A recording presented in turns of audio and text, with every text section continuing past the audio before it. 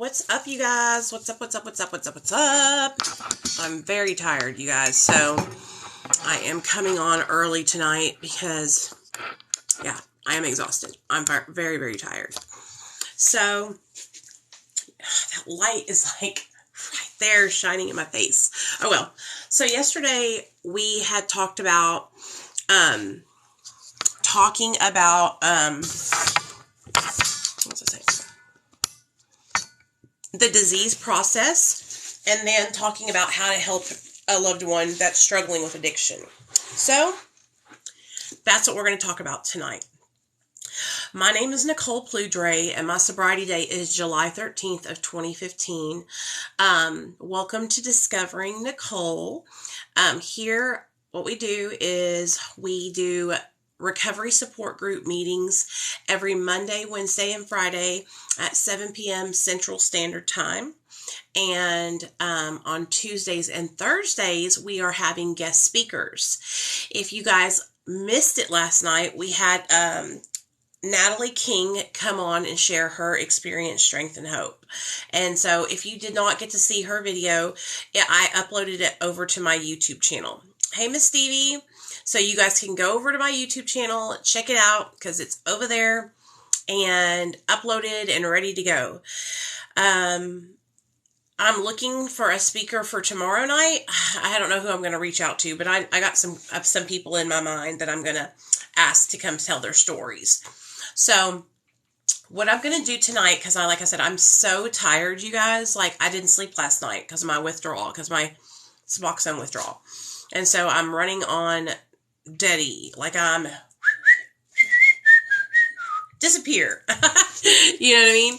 So when I was in treatment, the first time I ever went to treatment, which was back in 2010 or 9, I went to a treatment center. This was the second treatment center, went to a treatment center called Recovery Centers of Arkansas. And when I was at that treatment center, I was introduced to a little lady named Miss Anita. And let me just tell you something. Miss Anita, she was the sweetest little lady you would ever meet in your whole entire life. Well, Miss Anita taught me this disease process, and I want to share it with you guys. So, I believe that the best way to fight the disease of addiction is to educate ourselves on the disease of addiction. So if you are somebody that struggles with drug addiction like I do, your best line of defense against your addiction is knowledge. Knowledge is motherfucking power. Okay? And so I learned this from Miss Anita, and it just stuck with me, and I've carried it with me ever since. So this is how the disease process works. So the disease of addiction, the process of the disease of addiction, the cycle, it starts out with a trigger, okay?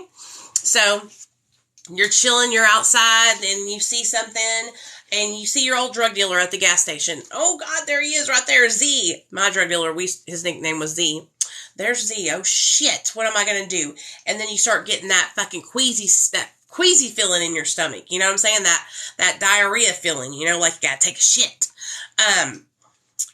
And you're like, what am I going to do? Oh my gosh, like I'm triggered. I am triggered right now. Okay. So that is the first step in the disease process, is the trigger. Okay. After we are triggered, we move into thought. Okay. So that trigger, seeing my old drug dealer at the gas station, that triggers those memories. The memories of us getting high together, the memories of him fronting me Roxy's, the memories of me lying to him about paying him back. All kinds of memories are flooding into my mind, right? So we got trigger and then thought, okay? All those memories are coming back into my mind. And so, oh shit balls. Sorry, guys. That fucking window's dirty. Is that better? Okay, there you go. All those memories are coming back into my mind, right? I'm thinking about how I used to get high with him. I'm thinking about how, the drugs made me feel. All these thoughts are flooding into my brain, okay? So what my counselor taught me, and this is like 10 years ago, what my counselor taught me 10 years ago was that when you are at this point in the process, if you can stop yourself at the thought, that's amazing, okay? Because thoughts are not actions, right? We think things and then we take action. So if we can stop ourselves at that thought and not take action, then we're going to make it. We're going to be okay, right? All right. So, but if we can't stop ourselves at that thought, then we move into the obsession. Okay? The obsession. Now, this obsession is the cornerstone of what addiction is in our mind, right? The obsession to use a substance or act or do a behavior, even though we know it's causing ourselves harm, it's harming the people that we love, it's just ripping our whole family apart, but we still do it, right? That is the obsession. So we're thinking about how we're going to get the drug. We're obsessing over it. We're thinking about how we're going to smoke it, drink it, shoot it, snort it. Okay? We're thinking about where we're going to get it from. We're thinking about who we're going to use it from, who we're going to use it with. We're thinking about whose house we're going to go over to do it. We are just in full-fledged obsession mode. All right? Now, you still got a chance while you're in obsession. If you can turn it around, call your sponsor, reach out, start screaming to everybody. I'm fucking up. I'm struggling. I need help. I'm going to relapse. Okay. Like I need somebody to help me. Please wave the white flag, surrender. Okay. Throw a fucking life jacket out here. I'm drowning out in the deep end. Right. If we don't cut it off right there, y'all, at the obsession, then here we go. The next step is using. So it goes trigger, thought, obsession, use. Okay? And once we pick up and we use, all hell breaks loose. Now, you know how I was talking to you guys about there's a difference between being triggered and having cravings? The reason why I was saying that is because a person cannot crave anything. A pregnant lady can't crave pickles until she eats a pickle and then she craves more of that pickle, right? So after we pick up and use, because we put the substance in our body, then cravings come next. So we're at trigger, thought, obsession, use, craving. Okay? Trigger, thought, obsession, use, craving. All right? So those cravings are kicking in, man, and we don't have enough. I only got 60 Roxy's. I only got 10 bars. I don't have enough. Now I'm in my mind thinking how I'm going to get more. How am I going to get the money? Who am I going to have to hustle? What am I going to have to do to get my next fix? How am I going to get there, right? Trigger, thought, obsession, use, craving. Okay? All right. Now, from craving, we go to a spree, okay?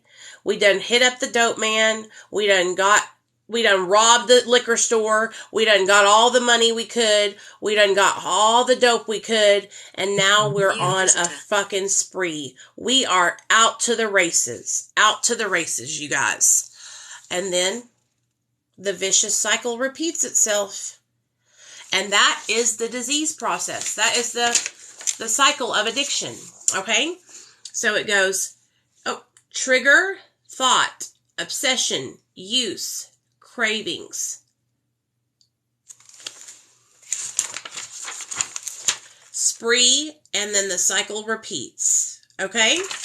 So, that, my friends, is how the cycle of addiction works in our brain.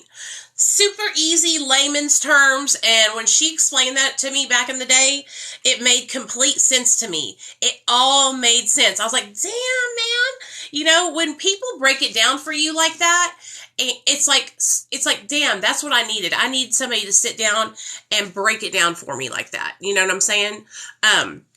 So anyways, I hate the way that mirrors it. It's weird. So then next on our, next up that we're going to talk about is I had a lady that came into the chat last night and she wanted to talk about how to help her kid that was struggling with addiction. Okay. How to help a loved one that's struggling with addiction. All right. And so, okay.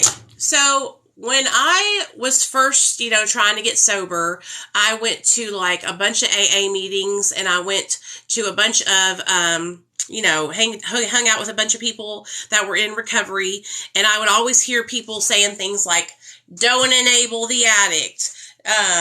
Don't allow them to have money. Don't let them stay at your house. And it was all these things not to do, right? Well, that's not what we're going to do here. I'm not going to sit here and tell you not to let your addict loved one have food, not to give them money. I'm not going to tell you that, okay? What I'm here to tell you is I'm here to help. I'm here to teach you how to support your addicted loved one and support them into making the right decision, into getting treatment for themselves, okay? So, my mom detached from me with love. She went to a program called Al-Anon. Okay? She went to a program called Al-Anon and she learned how to detach herself from me. So that way her life wasn't consumed by my actions anymore.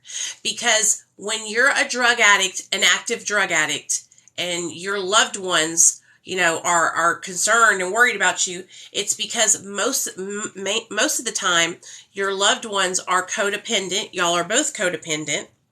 And your actions rule their life. And when you get better, if they don't get help, then they will stay sick, the person who's not even a drug addict, and they will almost want you to use so that way they will have somebody to help and save. Okay? So, we went 10 days, you guys, and now we're 10 days and I took a 0.25 of literally a microscopic piece. I didn't sleep last night or the night before that. We're going on 48 hours, no sleep. So, okay, yeah, what was I saying? Okay, so, I get on a roll, so I have to keep my mind going. Okay, so, there's no such, so enabling people, I hate using the word enabling, okay, so allowing somebody to have food is not enabling them. Giving someone a roof over their head to sleep, that's not enabling them, you guys. Every human being deserves to have food, water, shelter, and clothing. You know what I'm saying? Just basic human needs, And so that's what Al-Anon taught my mom. Al-Anon taught my mom to not allow my shit to be her shit. Okay? Because my mom loved me so much and she wanted to save me, right? She wanted to rescue me from myself. But we all know that nobody can save an addict from themselves. The only person who can save themselves is the addict. We have to save ourselves. Okay? And so the best advice I can give to you if you have an addicted loved one is to go to Al-Anon right away. Right away, go to Al-Anon. And I know this now because I wish I had done it. Because not only am I a drug addict, but I'm married to a drug addict. Okay? And last year, 2020, not last year, but the year before that. In 2020, my husband relapsed. And I had 5 years sober, 4.5 years sober when he relapsed. And I was devastated and I didn't know what to do. And I was codependent on him. And I got mad. When my husband got high, I got mad. I seen fucking red. When I tell you, I wanted to fucking strangle him. I was so angry at him. And I was angry at him because everything that I knew about addiction, all the shit that I had learned, it all went out the window whenever you love somebody who's struggling with a disease of addiction. We support them, we love them, it's the disease. All that shit went out the window. And I was like, this motherfucker don't love me. This motherfucker don't care about me or his son. He's getting high because he likes it. And I was so angry. Okay? I was so angry. And months went by. And I was angry and trying to control him, trying to look at the phone bill to see who he was calling, make sure that he wasn't taking money out of the bank account, putting the mileage down on his truck to know how many miles he had drove each day, taking his debit card away before he would go to work. I mean, I was in full-fledged fucking takeover mode. I was like fix, managing, and controlling his life. Well, newsflash, Nicole, newsflash, Linda, and Karen, and Betty, and Barb. Newsflash, y'all. If you're fix, managing, and controlling your addict's life, what are they going to do when you're not there to fix, manage, and control their life? They're going to get high. Because they don't know how to fix, manage, and control their own life. They don't know how to do shit. Okay? So you got to back the fuck up. Okay? And I didn't realize this. Okay? I thought what I was doing was helping. I thought what I was doing was preventing my husband from killing himself or someone else. Because I thought, what if he drives to work one day and he's under the influence and he crashes? You know what I'm saying? What, baby? What? You were crying. Yes, what? I have a wiggly tooth. Can you see it? Let me see. But you don't need to. It's about to come out. Let me see it. It's about to come out. Let me see it. Out. Let me pull it out. Okay, pull it out. Oh, you little snot. Okay, stop doing it. So, okay, where was I at? Somebody help me out here. Okay, yeah. Fix, managing, and controlling. So when you're when you're the loved one and you are seeing you're seeing your loved one dying in front of your eyes, you're seeing them getting high and harming themselves, and you know that they have so much potential. Please get out and shut the door. You know they have so much potential. You know that they are literally worth. They're amazing. When they're sober, they're a hard worker. When they're sober, they're a good dad. When they're sober, they're your best friend. When they're sober, they're everything. But the minute that drug and that alcohol goes into their body, it is like Jekyll and Hyde. And that's how it is with my husband. When he takes drugs into his body, he goes from being smart, attractive, helpful, a good father to literally not being able, one eye goes this way, one eye goes that way, and he is incapacitated, and it makes me angry. And then I get full of resentment, and I'm mad because he's high over there, and I'm over here having to handle life on life's terms, not being able to get high. You know what I'm saying? And I'm like wanting to just... You know, I'm telling you guys, I was so mad I could have murked him. You know what I mean? I wanted to just take it out on his ass.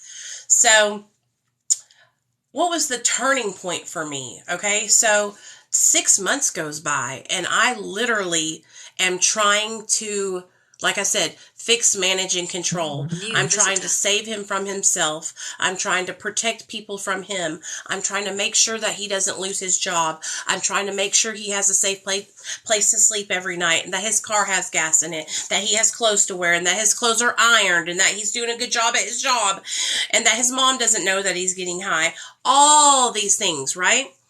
And then I had a meeting, because I used to do meetings on my YouTube channel every night at 7 p.m. in 2020. And we had a meeting one night, and there was a lady named Ann that came to every one of my meetings, and she had gone through something similar with codependency and addiction. And we had a meeting, and she shared about how she had to basically stop doing what she was doing because it wasn't helping. Okay? Because you'll get to a point where you start to realize that giving your addicted loved one a ride to get drugs, making sure that they don't hurt somebody, making sure that they don't overdose, making sure that they, don't spend too much money, all the fixed managing and controlling that you're doing, what happens is you start to realize that it's not helping, and it's actually doing the opposite. And then you're like, holy shit, like I'm fucking up. I'm not helping, and this is just getting worse. And that's what happened. It was like, we're literally about to be in Christmas 2020. And I'm like, he is still high. What am I supposed to do? And so I just stopped cold in my tracks. I stopped checking the bank account. I stopped fucking with his truck. I stopped taking his credit cards away. I stopped everything.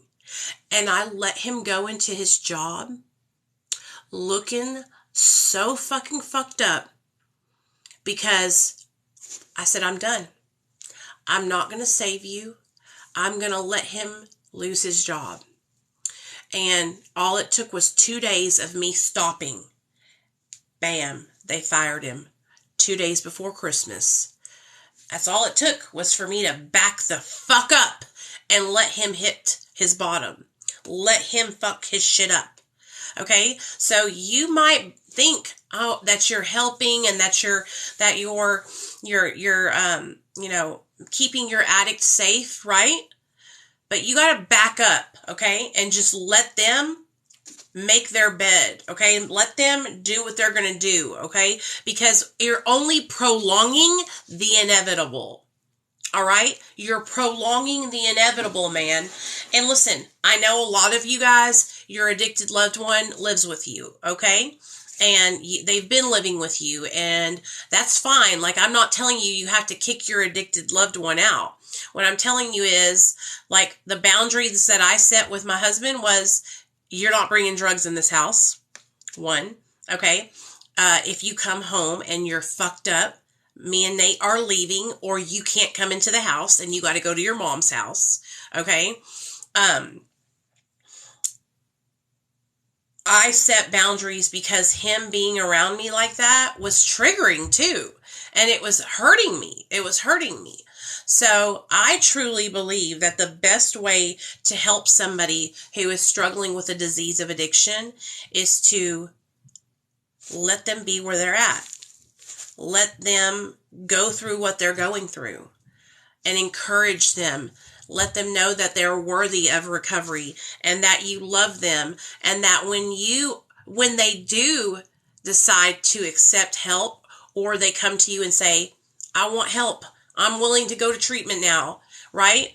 That you'll be there and that you'll help them, right? And that you'll support them, and that you'll be their number one cheerleader, right? Because I think a lot of the times, when I was in my active addiction is when I'm going into treatment and I'm going into therapy and all that stuff, like I'm feeling so broken and lost and just like shit. Having your family, having your best friend, having your husband or your wife to be there in your corner and cheer you on and let you know that you're proud of them and that you're there for them. You know what I'm saying? But you got to back up and you got to stop fix, managing, and controlling.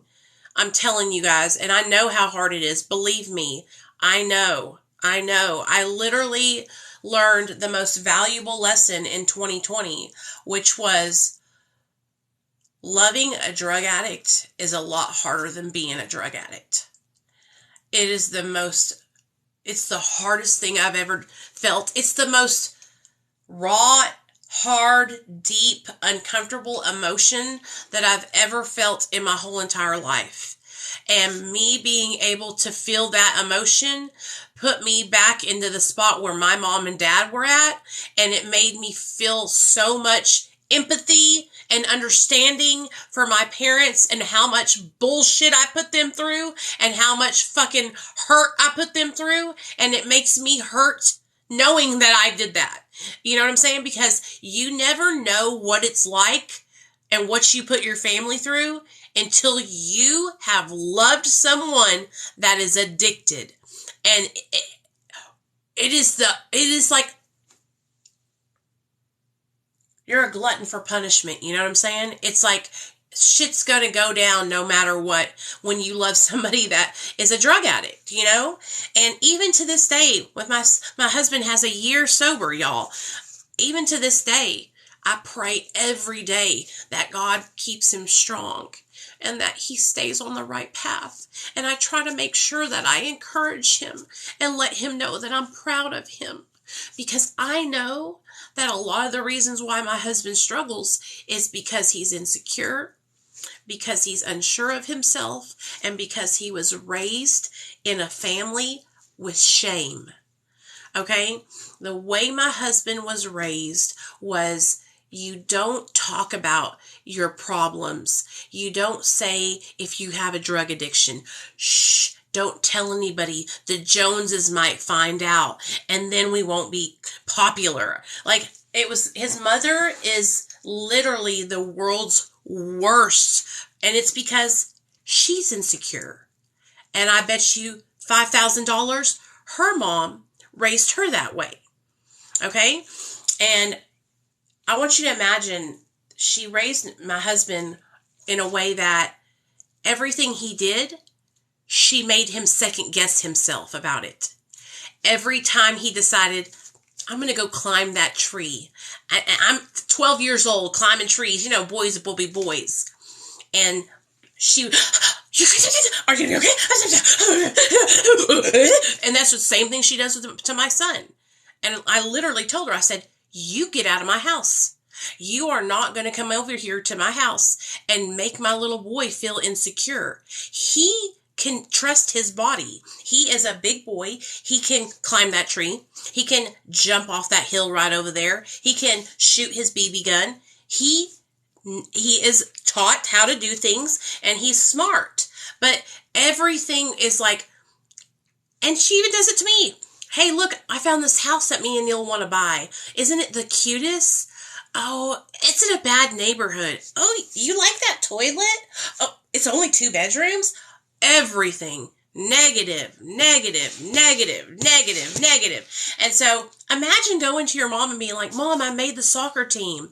And your mom being like, oh my God, what if you break your ankle? You made the soccer team? Instead of saying, congratulations, son, you made the soccer team. You know what I'm saying? And so my husband comes from a long line of shame. Okay? I come from a long line of the way my family raised me was very strict and authoritarian. No, her name's not Nancy. My dad was extremely controlling. Okay? But there was a lot of positive reassurance and love in my family, but there was a lot of control and a lot of appearances were very important, as in weight management in my family.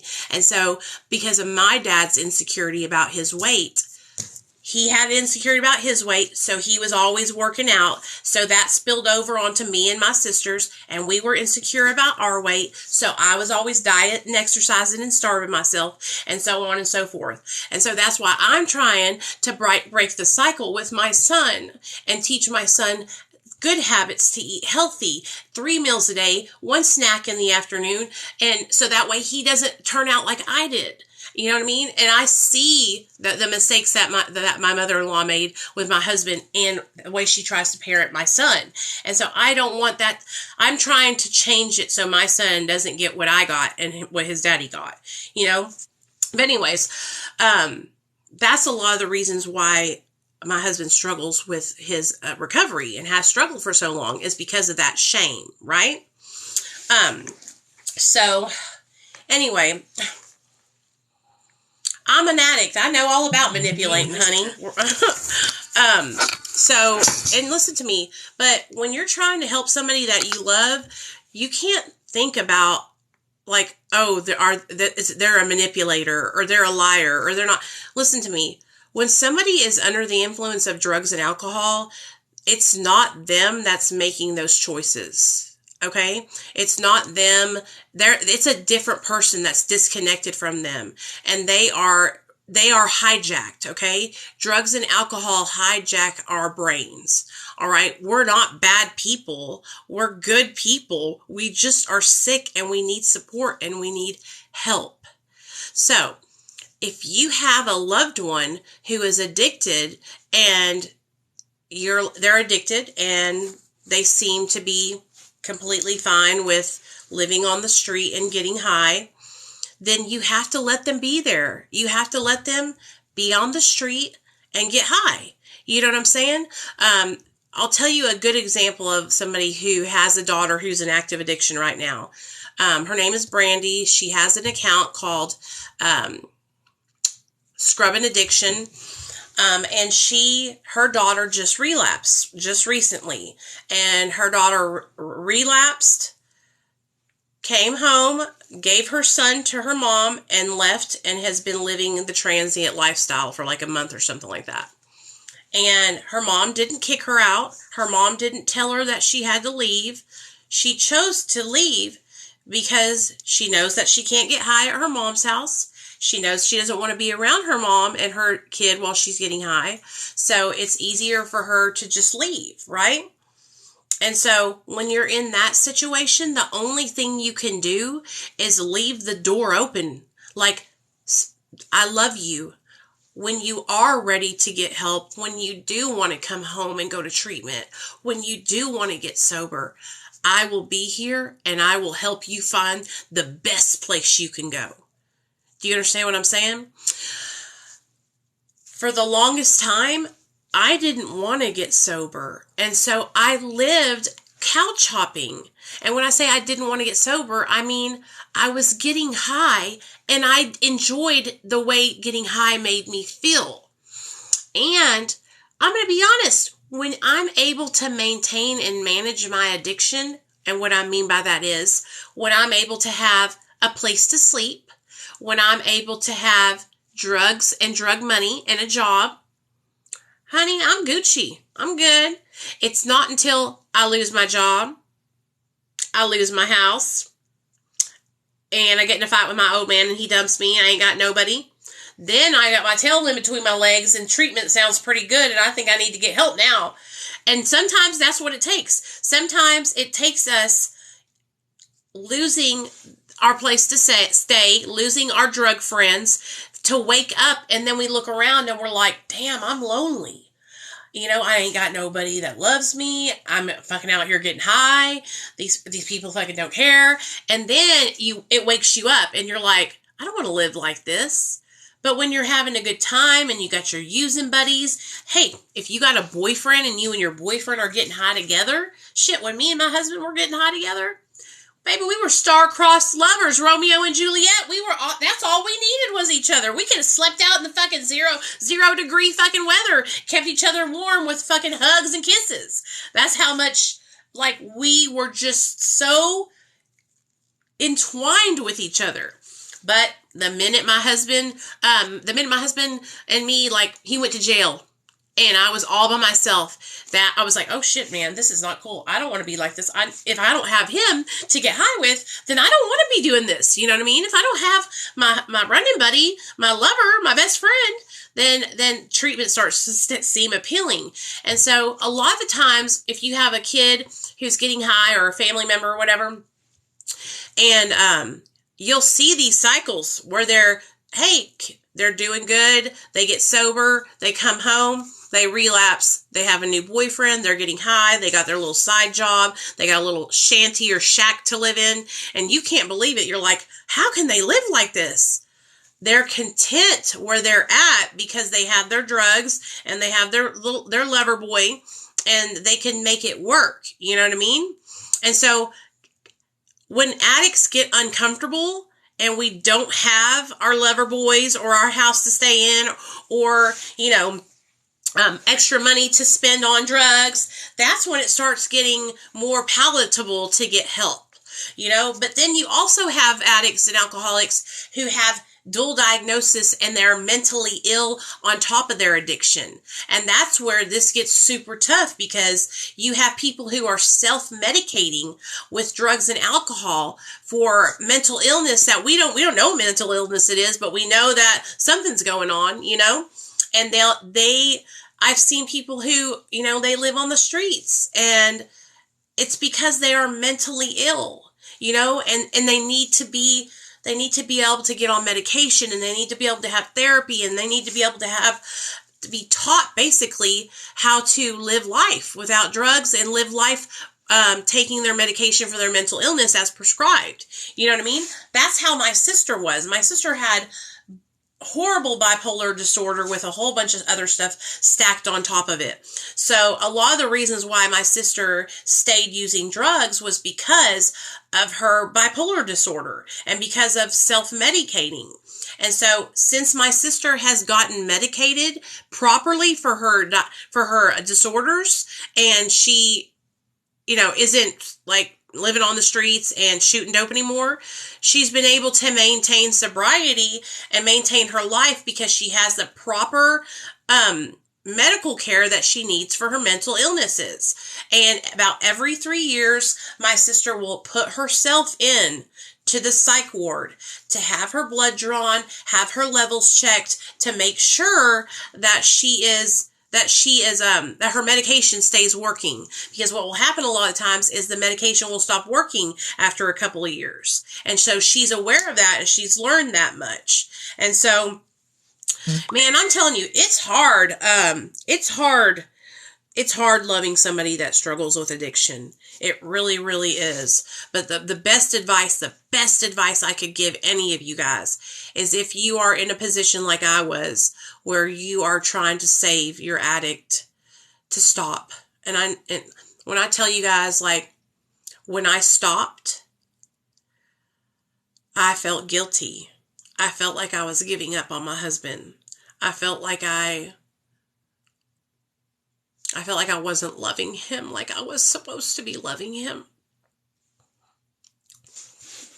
Control and saving, that's not love. Okay? That's not love. That's not healthy. But to me, that's all the kind of love that I knew because my dad is very controlling and my dad would always save me. Okay? And so and all it took was 2 days for me to stop. And my husband was fired from his job. And honestly, you guys, I cried tears of joy when he got fired from his job. Because I knew that was what had to happen for him to wake up. Because I kept telling him. Because he kept saying, well, my job, I have to work my job. And I was like, I don't care about that job. I don't care about that job. Fuck that job. You can get a million new jobs. But if you die, then I can't replace you. There's not another Neil to replace. And so when that job shit canned him, I was fucking rejoicing, y'all. I was doing fucking back handsprings and shit.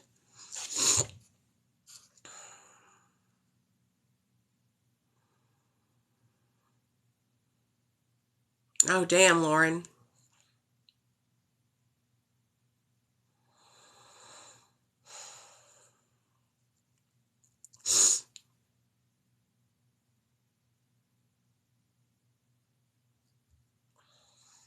Are you talking about Suboxone? Keep on your Suboxone. Y'all are doing good, okay? Stay on your Suboxone. Stay on your MAT, and don't listen to what other people say about it, okay, you guys? Because here's the thing. when you're at a point that you're accepting help and you're getting on medication assisted treatment, it's because you have probably been putting it off for years. You probably should have got on it 7 years ago, but you didn't do it because of judgment from other people. You didn't do it because you were ashamed. You didn't do it because you didn't want to be dependent on a medication, right? I should have gotten on MAT fucking in 2007, and I didn't get on it until 2015. You know what I'm saying? So do what you got to do to get sober and change your life. And then, like, I do what I'm doing, okay? I stayed on Suboxone for 6.5 years, and now I'm almost completely off of it. You know, I haven't slept in 3 days because of my Suboxone withdrawal, but baby, we're still fucking doing things. I'm fucking on here doing our group, aren't we? We're over here, I came up with a great idea today, and I have made a new series called Cocaine is Hell of a Drug, and where I'm sharing different ads from back in the 60s and 70s with you guys. Like, even though I hadn't slept in 3 days, my mind is still working. You know, but don't let people discourage you, because what works for you might not work for them. And also, here's the thing, you guys, those people, guess what? That are saying, you're just trading one addiction for the other. Suboxone's so hard to get off of. It's worse than heroin withdrawal. Guess what? Those people are nowhere to be fucking found whenever you need help. So just remember that. Okay? All the people who said those things to me, half of them are fucking dead because they relapsed and died.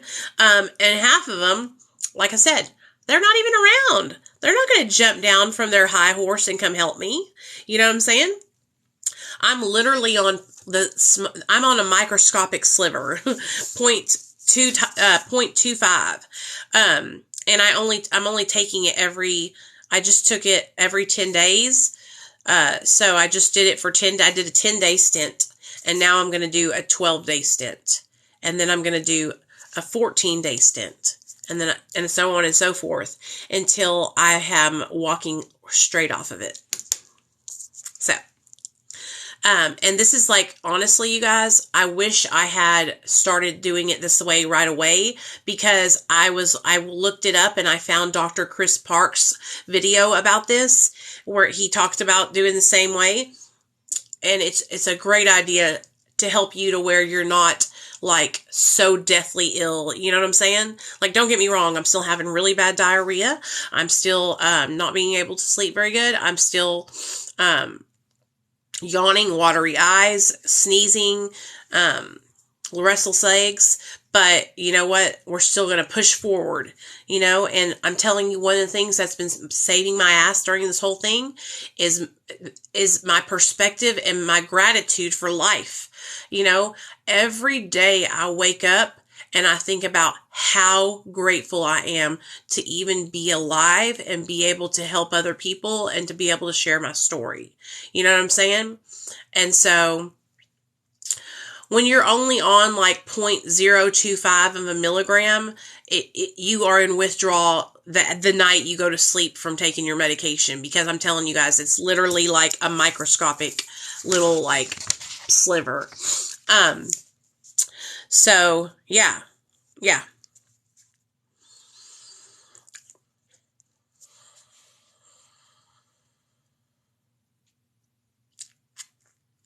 My anxiety is a lot better because I got my Lexapro refilled and my Wellbutrin, and Lexapro really helps me out a lot, y'all, and the clonidine.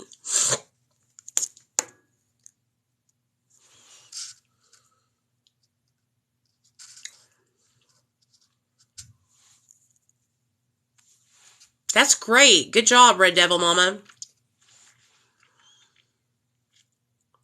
Yeah. Okay. So Candace, that's what I'm doing. So now that I'm down to that 0.25 and I'm doing the stretching it out and going so many days, like the next day I'm like feeling not good. You know what I mean? Like this morning, I woke up and I was like, damn, man, here we go. And I'm checking the days off. You know what I'm saying? And so honestly, I'm just staying positive and I'm trying to make content that is uplifting and fun. And like you guys, when I found those ads for the cocaine, online, I literally almost died. It literally made me laugh out loud. So I was like, this is going to be so much fun. And so having a platform and sharing my story and coming on here and doing this kind of stuff with you guys, it's helping me so much. Like 100% helping me out a lot.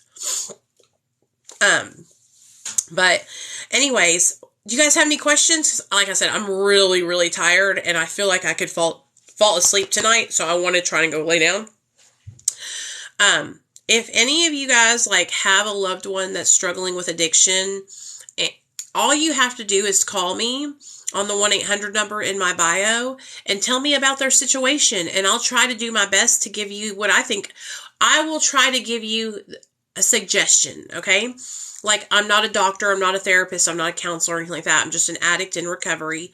But I can try and maybe having a fresh set of eyes and ears on the situation with your addicted loved one will help you to, to kind of jumpstart the ideas and make a change and get your addicted loved one, excited about getting sober and changing their life. I'm located in Arkansas. And so, another thing is like making recovery like appealing and fun. That's my goal here with my TikTok and my live streams is to make it fun. You know what I'm saying? To get you guys excited about coming on here and talking about recovery and get you inspired about sharing your experience, strengths, and hope. You know what I'm saying? Because being sober is cool. You know what I'm saying? Getting high, that's for the birds. Hey, Daniel and Lori, thank you so much for coming in. Love y'all. So, what else do I want to tell you guys? Oh, tomorrow night, we are going to have a guest speaker on. So remember, Mondays, Wednesdays, and Fridays, we'll have like a topic discussion where we talk about like something we talked about tonight, like how to help a loved one, the disease process. And then on Tuesdays and Thursdays, we'll have a speaker. Okay. For those of you guys that weren't in here when I was doing the disease process, let me go ahead and share it with you guys real fast before we go. Okay. Okay. So starts out with a trigger in our, we get triggered. We're out at the store. We see our old drug dealer. Bam, triggered. Then we move into the thought. We start, thinking about thinking about how we could get high. If we don't stop it at that point, we move into the obsession. And this is the mental obsession, the obsession to use and drink, even though we know it's hurting and harming us and our loved ones. We start thinking about how we're going to get it, where we're going to get it, what we're going to do when we're going to get it, how we're going to get it again after we get high the first time. Obsessing. Okay? And then we move into using. All right? We pick up. Bam. We're back at it again. Now, after we pick up and use, that's when the cravings kick in. Because remember, we can't crave something unless we take it into our system. So when we say, I'm craving, what we really mean is, I'm triggered. Okay? So, cravings kick in, and then we go, and we're off to the races. The spree begins, and the cycle repeats itself. Okay? Hey, Anna, what's up, girl? So, and just so you guys know, I have a whole worksheet that I printed up that I made, and I can email it to you guys if y'all want me to. It is a relapse prevention plan that I made. And so if any of you guys want access to this relapse prevention plan that I made, follow me on Instagram and send me a DM. Okay, send me a message. If you don't have Instagram, follow me on Facebook at Nikki Pludre and send me a message there. But I will send you a screenshot of the relapse prevention plan that I typed up. Oh, or what I can do is I can post it here. That's what I'll do. I'll post a picture of it, here on my account, and you guys can screenshot it and read over it and maybe put some of that stuff into practical action in your life. Or if you have somebody that you love that's an addict in recovery and, they've been struggling lately, maybe they could benefit from, the relapse prevention plan. So I hope you guys had fun with me tonight. I'm sorry I'm cutting it a little short tonight. Dr. Chris Parks, Parks, Dr. Chris Parks. Whew, I'm tired, y'all. And for those of you guys that missed the live last night with Natalie, I uploaded it on my YouTube channel, so you can go watch that live. Right now, it's up there on my YouTube channel, her story. Okay, and then if you missed this live tonight, I'm going to upload it on my YouTube channel too. So it'll be up there later on tonight. Okay, so YouTube is Discovering Nicole. Instagram is Discovering Nicole. Facebook is Nikki, Nicky, Pludre, Ploudre. Night, y'all.